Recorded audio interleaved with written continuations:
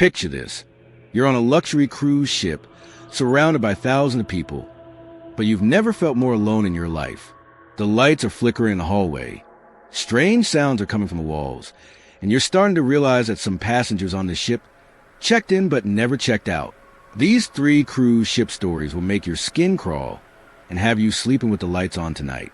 Hey everyone, if you're enjoying the spine-chilling content and want more horror stories that'll keep you up at night, smash that like button and hit subscribe.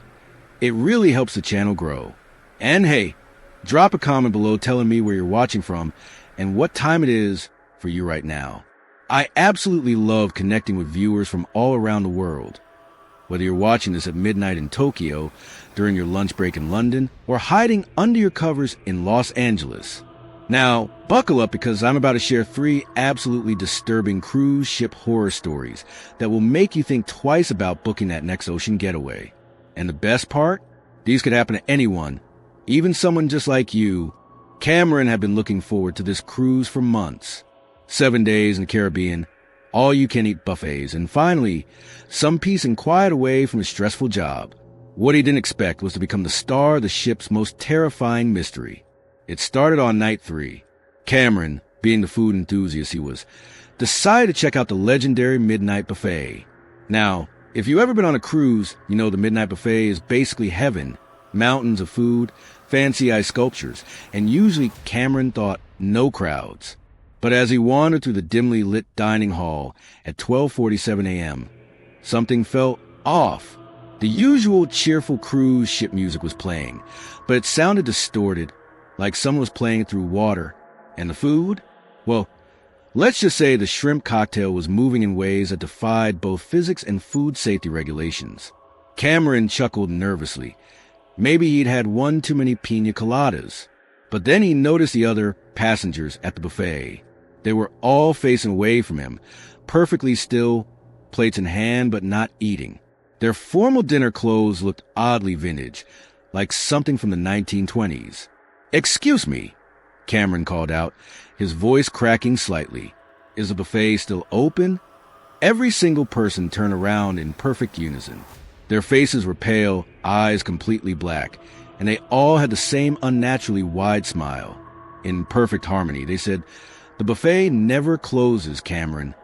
Now, here's where it gets really weird, and honestly kind of hilarious if you think about it. Cameron, being the practical guy he was, thought this was some elaborate cruise ship entertainment.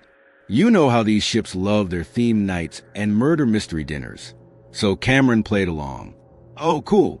Is this like a zombie cruise themed night?" Pretty realistic makeup, guys. The ghostly passengers tilted their heads in confusion. One of them, a woman in a beaded 1920s dress, whispered, We don't understand. What is zombie?" Cameron burst out laughing. "Come on, you're breaking character. Everyone knows what zombies are." He grabbed a plate and started loading it with what appeared to be roast beef, though it felt unusually cold and squishy. For the next 20 minutes, Cameron had what he thought was the most immersive dinner theater experience of his life. He chatted with the actors, complimented their dedication to the role, and even took selfies with them, though strangely, they didn't show up in the photos. It wasn't until next morning when Cameron mentioned the amazing midnight entertainment to Alex, his cabin neighbor, that things got truly terrifying. "Dude," Alex said, looking genuinely confused, "there was no midnight buffet last night. The dining halls closed at 11 p.m., and there definitely wasn't any themed entertainment. Are you feeling okay?" Cameron felt his stomach drop. He pulled out his phone to show Alex the selfies, but every photo from the night before showed him alone, grinning at empty air, with no food on his plate and no other people in sight. The cruise staff later told him that the midnight dining hall had been permanently closed since 1987, after a tragic incident involving a formal dinner party that ended when the ship hit an iceberg. No one died, thankfully, but 23 passengers went missing that night and were never found. Cameron spent the rest of his cruise avoiding the dining halls after 10 p.m., though he did admit the roast beef was surprisingly tender, even if it did taste a bit like seaweed. Simmons and Scott were college roommates who thought they'd scored the deal of the century, an interior cabin on a luxury cruise for half the normal price. The travel agent had been oddly insistent that they specifically book cabin 1247, practically begging them to take it. "It's got character," she'd said with a nervous laugh. "Lots of personality." What she didn't mention was that the cabin's previous occupants had a habit of not checking out. The first night was normal enough. Simmons, who was the neat freak of the pair, arranged all their belongings perfectly, while Scott immediately claimed the bottom bunk and started snoring loud enough to wake the dead, which, as it turned out, was unfortunately accurate. Around 3 a.m., Simmons woke up to the sound of someone humming. It was a cheerful, old-fashioned tune that sounded like it belonged in a 1940s movie. At first, he thought it was coming from the next cabin over, but as he listened more carefully, it seemed to be coming from directly above him. "Scott," he whispered, "are you humming?" Scott's response was a snore that sounded like a bear with sinus problems. The humming continued, and now Simmons could hear what sounded like tap dancing, light, rhythmic steps across the ceiling, as if someone was practicing a routine. This was weird, considering they were on the lowest passenger deck, with only the ship's hull below them. Simmons grabbed his phone and recorded the sound. In the morning, he played it back for Scott, who listened with increasing confusion. "Bro, that's obviously the people in the cabin above us," Scott said, though he looked uncertain. "Scott, we're on deck 2. There's no cabin above us. That's the ship's hull." Scott stared at the recording. "Okay, but check this out. Maybe it's the sound traveling through the vents or something. These old ships are weird." That explanation worked until night 2, when things got personal. Simmons woke up to find all of his carefully arranged belongings rearranged in completely different spots. His toothbrush was in Scott's shoe, his socks were hanging from the ceiling fan, and his favorite shirt was folded into a paper airplane and stuck to the bathroom mirror. "Very funny, Scott," Simmons muttered, though he had to admit the shirt airplane was impressively engineered. But Scott was fast asleep, and when Simmons checked his phone, he'd been recording all night for evidence. The video showed their cabin in fast forward, and at exactly 2:17 a.m., you could see Simmons' belongings moving by themselves, floating through the air and rearranging themselves with what appeared to be ghostly precision. The really hilarious part? Whoever was doing the rearranging had actually organized everything better than Simmons ever had. His clothes were color-coordinated, his toiletries were arranged by size, and someone had even made his bed with hospital corners so crisp they could cut glass. "I hate to say this," Scott said, watching the video, "but our ghost has better organizational skills than both of us combined." By night 3, they decided to embrace their supernatural roommate. They left out a notepad with "Hello, what's your name?" written on it. The next morning, the notepad had a response written in elegant cursive. "Hello, boys. I'm Margaret. I was the cruise director here in 1943. I've been keeping this cabin tidy for passengers ever since.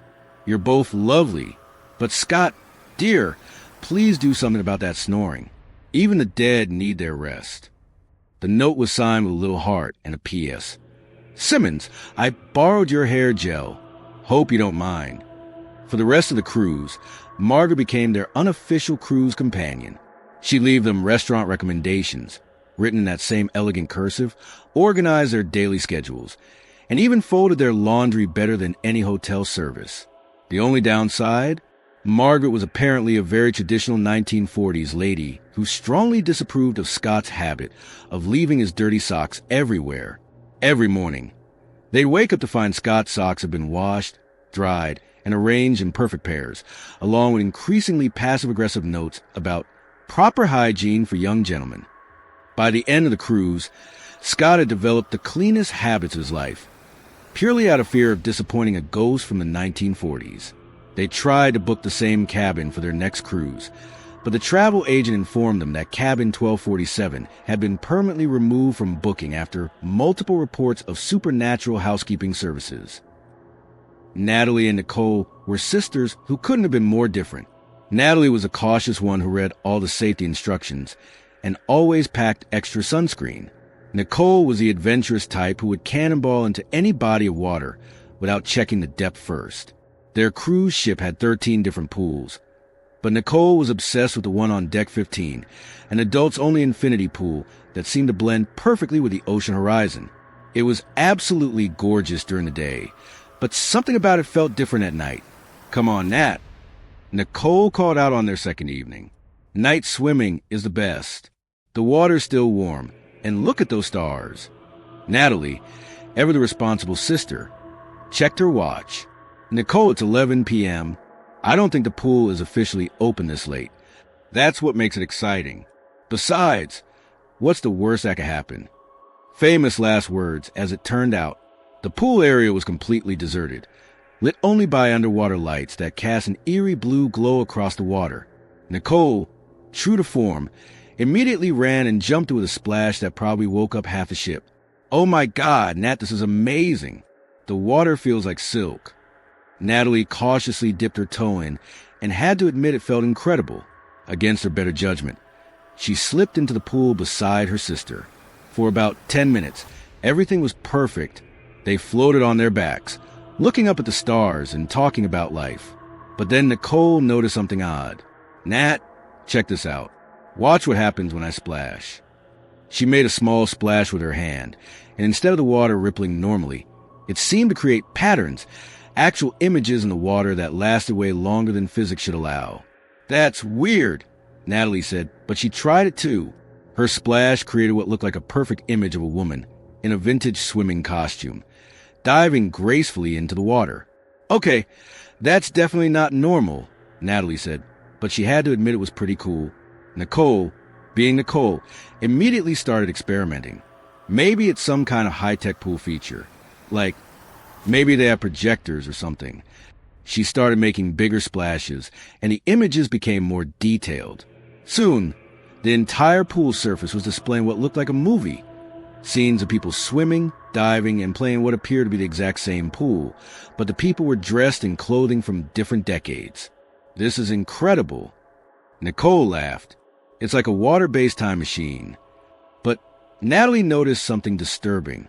In every scene the pool was showing them, people were having fun until they suddenly weren't. In each image, the happy swimmers would suddenly look terrified, reaching up toward the surface as if they were drowning, even though the water appeared to be only 4 feet deep. Nicole, I think we should get out now, Natalie said, but her sister was completely mesmerized. Wait, look at this one. Nicole pointed to a new image forming in the water. That woman looks exactly like you. And she was right. The pool was now showing an image of someone who looked remarkably like Natalie, wearing a 1960s-style bathing suit, laughing and swimming. But just like the others, the image Natalie suddenly looked panicked, reaching desperately toward the surface. That's when they realized the pool wasn't just showing them random scenes. It was showing them the memories of everyone who had ever drowned in it. Okay, now I'm officially freaked out, Nicole said, finally ready to get out. But when they tried to swim to the edge, they realized the pool had somehow become much deeper than it was when they got in. The ladder that had been right there was now impossibly far away, and the water felt thick, like swimming through jello. This is not happening, Natalie said. Try and stay calm while treading water that felt increasingly heavy. That's when they heard the laughter. Not scary, horror movie laughter. Cheerful, genuine laughter coming from all around them. Suddenly, the pool was filled with translucent figures of all the people whose memories they'd been seeing. A woman in a 1920s swimming costume floated over to them. Oh, don't look so frightened, dears. We're not trying to hurt you.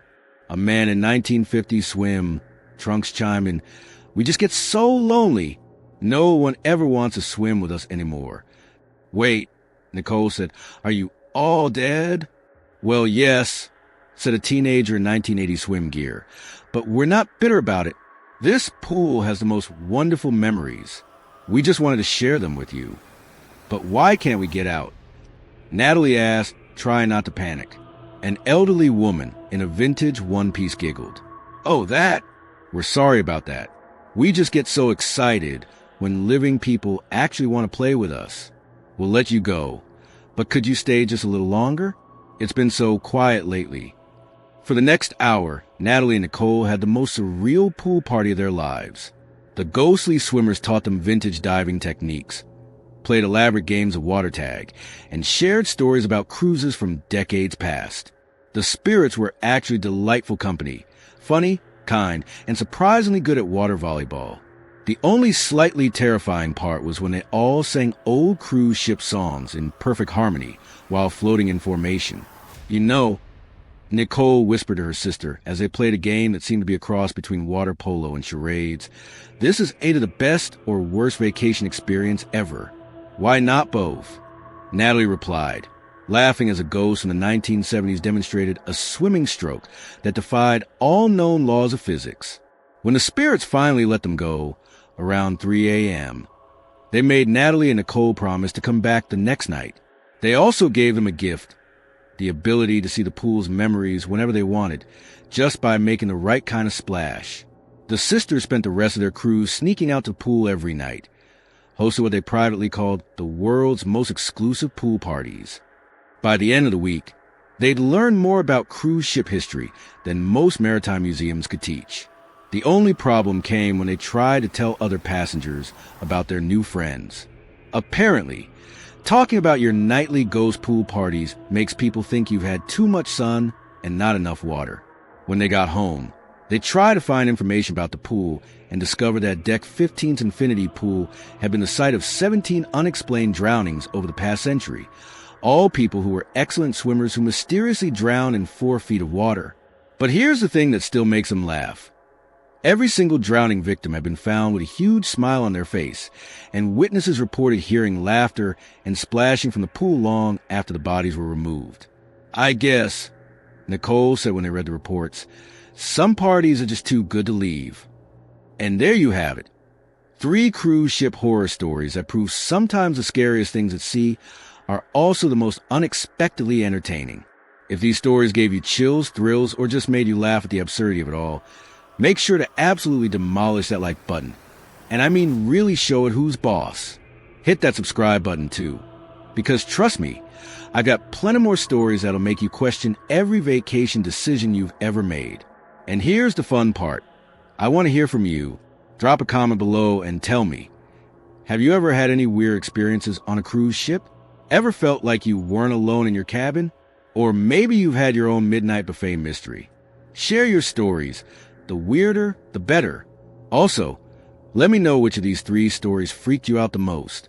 Was it Cameron's ghostly dinner party, Simmons and Scott's helpful housekeeping spirit, or Natalie and Nicole's eternal pool party? Vote in the comments. And if you're feeling brave enough to book a cruise after hearing these stories, maybe, just maybe, avoid cabin 1247, skip the midnight buffet, and think twice before that late night swim. But hey, if you do encounter any friendly ghosts, at least you'll know you're in for an unforgettable vacation. Until next time, sweet dreams, and maybe check your cabin locks twice tonight. You never know who might be trying to organize your sock drawer while you sleep.